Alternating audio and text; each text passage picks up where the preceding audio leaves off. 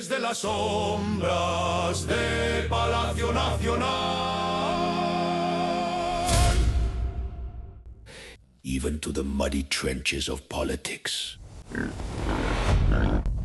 This is La Posilga, the political pigpen with Louis Berman. Welcome, my little pigs, to the only information dump where the truth smells worse than the presidential cabinet. A Monday morning. Make yourselves comfortable in the mud, because today La Posilga is sizzling. Hold on tight, because what we have is a full menu of shamelessness, corruption, and that wonderful government incompetence that entertains us so much. While the country falls apart, our honorable politicians keep playing hide and seek with organized crime. And on the other hand, get ready to see how our Morena politicians start to get burned right at the last minute.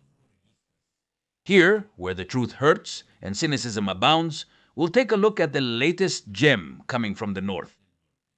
It seems that Uncle Sam decided to wake up from a decades-long nap, and in a move that has left more than a few people on edge, he's stirred up the hornet's nest. Now they're going after Raul Castro himself, an icon of that outdated left in Latin America. The message is clear and brutal. On that topic, it turns out that yesterday a handful of agitators sent by the Fourth Transformation, who else?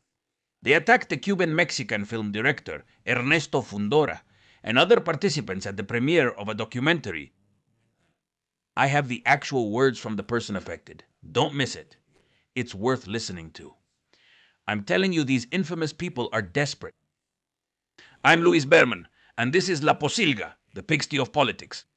Let's get straight to the point with what's happening. Let's begin. Did you think the narco world had party colors? In Morelos, they've uncovered a narco network that looks like a national party convention.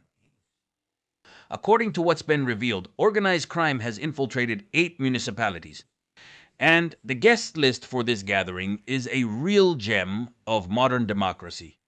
There you have people from PRI-PAN, PRD, MC, and of course Morena, all mixed together, mingling and well taken care of by Jupiter Araujo, also known as El Barbas, a regional operator for the Sinaloa cartel. The funniest thing, if not tragic, is the shameless audacity with which they operate. We have the mayor of Cuautla, Jesus Corona Damian, who preferred to take a long permanent vacation after being accused, and don't miss the visual touch. They were caught on video, meeting with the cartel leader. Meanwhile, a Morena party governor sits all proper and official-like at the same security meetings with people who should be in the shadows. It's the perfect deal. You finance my campaign, I let you have the territory. And everyone is happy except for the citizen, who, as always, ends up paying the price and talking about fairy tales. The case of Ruben Rocha Moya in Sinaloa is one to frame. What a beautiful organization. We have 4 different versions about who is protecting the aforementioned governor on leave. First, they say that the cabinet recommended he be given federal protection. Then Shane Voltrufia, who says one thing and then another. She says Rocha requested it and doesn't have a federal escort. And in the end, Chachi blurts out, yes, he does have it. For God's sake, make up your minds. It seems like their only security strategy is to make up a new lie every morning while the country burns. To put the cherry on top of this glorious week, our friends at Moody's Ratings, who clearly have no sense of humor nor appreciate the transformation, have downgraded Mexico's credit rating to Baa3. We are one step away from junk bond status. The reason? Well, basically the government keeps injecting money into Pemex, an oil company that loses more money than a rookie poker player in Las Vegas. The government insists that we're doing great, while the numbers say we're a high-risk client that nobody wants to lend to, not even for a pack of gum. But don't worry, the solution is probably another morning press conference full of alternative facts. And let's not forget the new joke. I mean the new initiative from Mrs. Claudia to prevent narco politicians from getting in. What a great idea! There's no doubt this woman is brilliant. As Trump says, more bureaucracy, more committees, more chances to pull scams in the INE. Because obviously the problem is the lack of paperwork and not the lack of will to enforce the law, right? And now let's get to today's main event. It turns out that the United States Department of Justice decided out of nowhere, or so they want us to believe, to dust off a case file from 30 years ago. Who did they get their hands on? Well, none other than Raul Castro himself. Yes, my friends, that untouchable figure from the old Cuban Guard. He's being accused of conspiring to execute American citizens in that 1996 incident when the brothers to the rescue planes were shot down in international waters.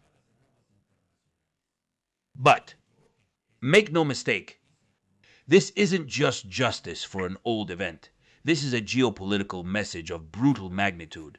No one who has acted against American interests is beyond Washington's reach. In other words, the message isn't just for Havana, it's for the whole neighborhood. It's a warning that says, watch out. The memory of the United States is long and sometimes very vengeful. This is where things get interesting and where our government, the one that loves to cozy up to every authoritarian, dictatorial regime it finds on the map, starts to break out in a cold sweat. For years, both during the times of López Obrador and Claudia Sheinbaum, the relationship with Cuba has been one of eternal love, fuel, support narratives of Latin American solidarity, and strong defense of Cuba in international forums. The ironic thing is that while here they were going on and on about sovereignty, and social justice over there on the island, people are still dealing with blackouts, shortages, and an economy that's falling apart. The problem for our politicians isn't the suffering of the Cuban people. Of course not. The problem is that the United States just showed that it doesn't care if you were a revolutionary commander or a leftist idol. If you mess with their interests, they're going to come after you, and most likely when you least expect it. The question that's shaking the foundations in some circles of power in Mexico is simple but terrifying. If it happened to Raul Castro, what awaits us? The Trump doctrine has made it clear that the past is not a protective shield. Is it just delayed justice or elimination? Or the beginning of a new continental political offensive? While figures from Morena remain silent and others seem to hide from the public spotlight, alarms are starting to go off at the National Palace and in Palenque. Today, more than ever, Mexico must reflect on where the country is heading and what the consequences could be of continuing to give support. Models that led millions of people into poverty and despair.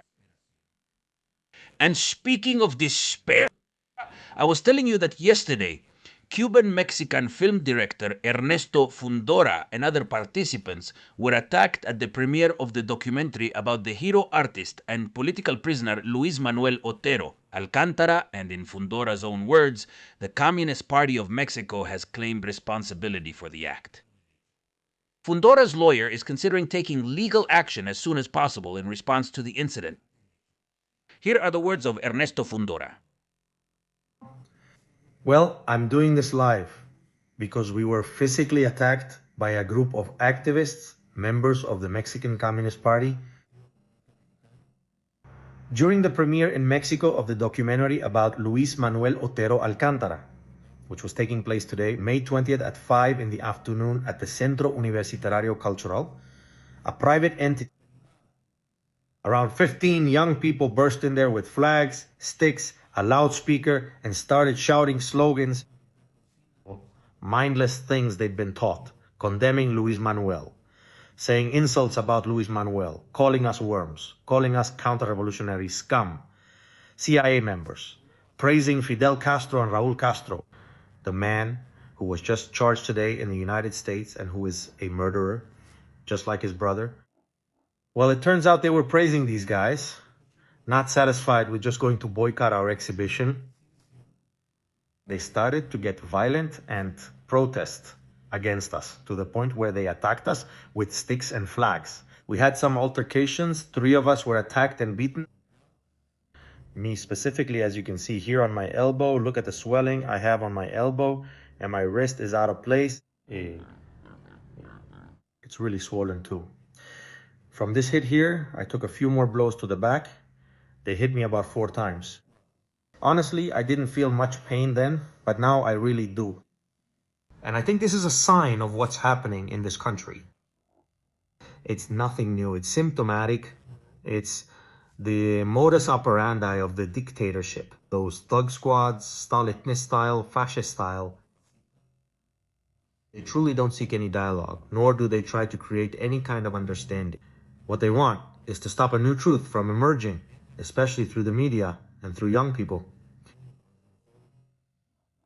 So it catches my attention that the act has been claimed by the Mexican Communist Party. In Surecia. This means that it comes from the Mexican left. Unfortunately, I associate it with them because it's already on their social media. We will keep holding events and showing this documentary about the modern hero, Luis Manuel Otero Alcántara. Next time, we'll be better prepared since this time they caught us off guard. You see, I was wise enough not to want to attack anyone. I defended myself and I came out pretty much unscathed from the beating. Out of prudence, I chose not to hurt anyone. Because honestly, I felt like those guys were practically in some kind of mongoloid state. From the things they were saying, they were morons. They didn't even know what they were saying. Did you notice that? He says there was a guy with a megaphone who was rallying them and telling them the chants they had to repeat. And they don't even know what they're doing. Sorry, no. God forgive them, because they don't even know what they're doing. They went out there to defend a cause they aren't even properly informed about. They're immature. But anyway, this affects us as a community. We've been noticing that as a community, we're not aligned with the embassy. We're not aligned with Havana. That we don't believe in that dictatorship. That we're desperately calling for its closure, its end, its fall, its dethronement, military occupation of that dictatorship, whatever it takes, as long as they get them out of power. We, with all the reservations we might have with whatever might happen with Cuba in the future, we'll deal with that later. Right now, what we want is to get rid of them. We want their heads to roll, for them to go into exile, or for some to be prosecuted. That's what they truly deserve, because they don't respect any democratic framework. This country is a democracy in this country. We were at a private venue, fully authorized, with everything properly arranged, and they intimidated all the people who arrived there. People felt a terrible fear. Everyone felt cornered by that violence. People were disturbed. They didn't know what to do, you understand? The director of the place was extremely embarrassed with us. She didn't know how to resolve the situation either. One telling thing is that 911 was called 3 times and the patrols never arrived. The patrols arrived almost 3 hours later to protect us, or so they say, at the exit. All of this is very suspicious. All of this allows us to make some connections and build a bit. The idea that this city and this country are indeed infiltrated by military intelligence, that they do have goon squads like this, rapid response brigades. They have all that guerrilla training and preparation. They make an impact, and moreover, they achieve their objectives quickly. They're effective. The only thing they're not effective at is intimidating us. We're going to keep doing things. In fact, I'd like to take this opportunity to say that we'll be at the Museum of the University of Aguan on June 18th, and we're going to have another screening afterwards. We're going to protect ourselves and defend ourselves, and we'll see how we move forward. Because what could happen is that you might want to silence us, like they did in Cuba with Law 349. In that dictatorship, you set and enforce the rules, but not here. This has a democratic framework that you have to adapt to and respect. So I'm here to denounce that. I'm here to denounce this beating. As you can see, look, they really made it swell up there. Look how deformed that bone is right there. Tomorrow I'm going to the hospital and filing a complaint. Look at my elbow. It's really swollen. And here's another blow. A huge hit they gave me on the back. Also, 2 more Cuban friends, brave guys, very manly, who came out to defend, were also beaten. One was thrown against a column and got hit hard. He's a painter. He got a blow to the neck with blood and everything. In short, we've been victims of an old trick by the Castro dictatorship, of these totally Stalinist brigades that they send to events. And it shows that yes, this government, and yes, the justice entities, and yes, Mexican society It is infiltrated by Cuban military intelligence, directly or indirectly, with assets like these guys who are basically half-wits, or with those in key positions making major decisions in this country, because they have been working this area for many years. But for many years, we're talking since the 60s, and after the left-wing governments, this has increased. So we take this opportunity to report this, to denounce it. Tomorrow we will pursue it through legal channels. Tomorrow we will do it through the proper channels. But I take this media opportunity to let it be known that I was overpowered, that I was hit, that I was attacked. I'm not complaining. On a personal level, those blows don't do anything to me. I mean, I see it symbolically. It's that slander against a hero, a true hero, a symbolic one, a real leader, a moral hero like Luis Manuel Otero Alcántara. I'm ashamed that this happened at the premiere of his biographical documentary in Mexico, which aims to show him in his true stature. So good night, and tomorrow we'll keep broadcasting. Long live a free Cuba and down with the Castro dictatorship. And hopefully that system will fall soon. Look, over here I'm noticing that I also have some swelling here. Anyway, they hit me. They really hit me hard. I didn't want to hit back because in some way I'm naturalized in this country. I have to be very careful with how I use violence because it can be used against me. So what I did was defend myself, dodge, maneuver, and get away. I had 3 guys against me. I had the chance to hurt them, and I didn't. I mean, I was cautious in that sense because I also have a maturity that keeps me in check. Is it really so easy to fall for the traps this dictatorship sets? Long live free Cuba. Long live Luis Manuel. May he be freed soon. We'll keep broadcasting tomorrow. Can you feel the nervousness? And it's no wonder. Many who built their political careers fiercely defending regimes that are now under Washington's scrutiny. Now they see themselves in a mirror they don't like at all. The message from the United States, we don't forget, echoes through the walls of Palacio and Palenque like a death sentence, a political one. It's no longer just about domestic politics. It's about a new stage of continental pressure, where judicial files are the new weapons of war. It's both fascinating and pathetic to see how some figures who once felt untouchable now seem to be looking for a place to hide. Maybe under the same rock where so many others are hiding. The reality is that the playing field has changed. Washington no longer distinguishes between historic leadership and criminality. Anyway, my little pigs living in La Posilga, this country is still a circus show, where the clowns are in charge. And we, the spectators, keep paying for the ticket with our taxes. We are entering an era where romantic alliances with governments known for repression and authoritarianism come at a price, and that price could be very high. While the Cuban regime crumbles under its own inefficiency and external pressure, in Mexico the alarms are going off because Washington's message is being heard loud and clear. Eternal impunity is over. So my pigs, open your eyes wide. What we're seeing is not just an isolated case, it's the prelude to a regional sewer cleanup. And if we've learned anything in this pigsty, it's that when the big fish start to move, the small fish who thought they were sharks are the first to be devoured. We'll leave it here for today. Stay tuned, because if politics is a circus, we'll make sure you always see the clowns dancing to the rhythm of chaos.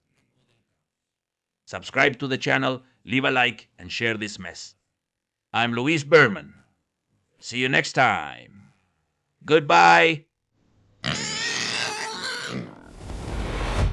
This is La Posilga, the pigsty of politics, with Luis Berman.